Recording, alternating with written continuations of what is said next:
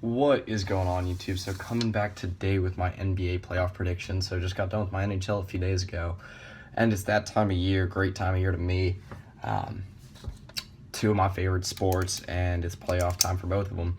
So just gonna do my first round predictions, not like the full thing like I did for hockey, but go ahead and start out in the West. The 1 seed Golden State Warriors versus the 8 seed Houston Rockets. I like this matchup. I don't think it's going to be close, but I like the fact that the Rockets got in the playoffs and are at least going to get a chance to show.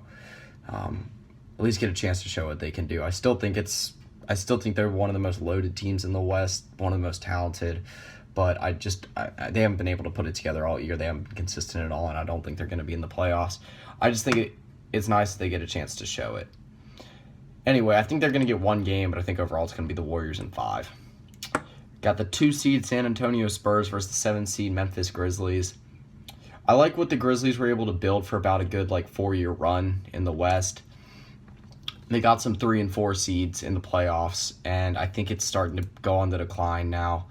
I like Mike Conley at the point guard spot. I like Tony Allen at the shooting guard spot. I think he's one of the most underrated and one of the best defensive shooting guards in the NBA. And then I like what Marc Gasol has for them at center. But again, I think it's on the downfall. So I'm going to go Spurs in 5 there too. I think the Grizzlies will be able to get one at home, but I think that's about it. All right, so OKC Thunder and the Dallas Mavericks. Thunder 3 seed, Mavs the 6 seed. I think this will be the most exciting first round game in the West. And I'm going to go with Thunder in 6. I think the Thunder Mavs is one of the better matchups in basketball. I think the Mavs could give any team problems. Dirk's had a pretty spectacular year. Darren Williams has actually had a little bit of a resurgent year as well. I wouldn't say extremely resurgent, but at times he has looked like his old self, which is cool. I used to be a big Darren Williams fan. But I'm going to go Thunder, like I said, Thunder in 6. I think the Mavs will be able to get one at home, one on the road, and at least make it a series. So, last one is the 4 seed LA Clippers versus the 5 seed Portland Trailblazers. And I think the Clippers will be just fine cleaning up the first round. They're actually one of the hottest teams heading into the playoffs. I think they're going to win in 5. They have no problem beating teams that aren't the Warriors, Spurs, or Cavs. And I don't think they're going to have any problem getting through the Trailblazers. I like what the Trailblazers have been able to do this year. It's been an extremely surprising year that they were able to claim the 5th seed in the West. After losing so much talent, Wesley Matthews, LaMarcus Aldridge, and Nick Batum, but I don't think they're going to get past the Clippers. So move over to the East. I got the 1 seed Cleveland Cavaliers and the 8 seed Detroit Pistons. Now, I think the East, all the series are going to be a lot more tightly contested than the West because the West is a lot more top heavy.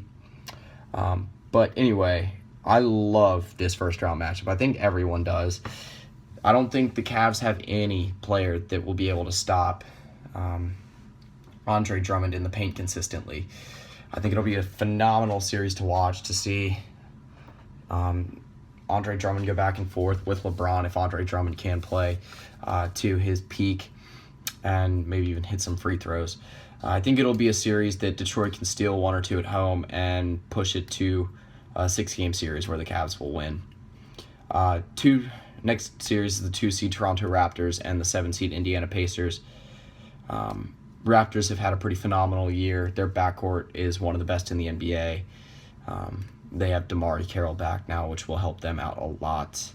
I think the Pacers match up well to the Raptors. I don't think that the Raptors have anyone that is near the level of Paul George at the 3 position. And I think the Pacers bench is a little bit underrated, but I'm going to go Raptors in 7. I think that'll be a good series. So next one is the 3 seed Miami Heat and the 6 seed Charlotte Hornets. So this one is actually my biggest upset. Again, I think it'll be an extremely exciting series. I have no idea which way this is going to go. The teams split the regular season series 2-2. I'm going to go bold here and say Hornets in 7. I know the Heat have been the favorite of a lot of people, or kind of like the underdog to knock off the Cavs this year. And I think the Hornets can pull it off. They've been a very, very solid very solid team at times this year, and I think they've got a good foundation under them. See if Kemba Walker can do something in the playoffs. All right. Oh yeah, if I didn't say Hornets in 7, I think I already did though. All right. So my last series, the 4 seed Atlanta Hawks and the 5 seed Boston Celtics. Again, has the makings of a great series. I'm gonna go Celtics in 6.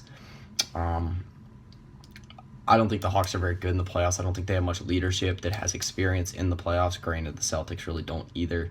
But I think the Celtics got the youth, the push, and just the overall motivation. It's finally clicked for them, at least in the backcourt. Isaiah Thomas, one of the most underrated players in the NBA still. And I think that they'll be able to get through to the second round. So once the second round does come around, then I'll do my predictions then. I might do complete predictions after the second round, but like I said, I'm just going to keep it to round by round for now for the NBA. So playoffs do start this Saturday. Schedule was just released tonight as the season ended. Kobe Bryant is officially done, scored 60 in his final game, 50 field goals in his final game. How else would the Black Mamba go out? But yeah, very excited for the playoffs. Eastern Conference should be a little bit more tightly contested than the West as normal.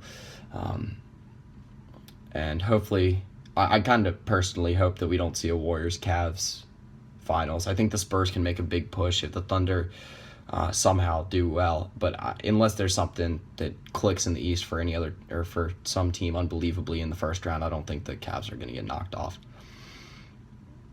I guess that's a little look into my future predictions. But anyway, that's pretty much it. So yeah.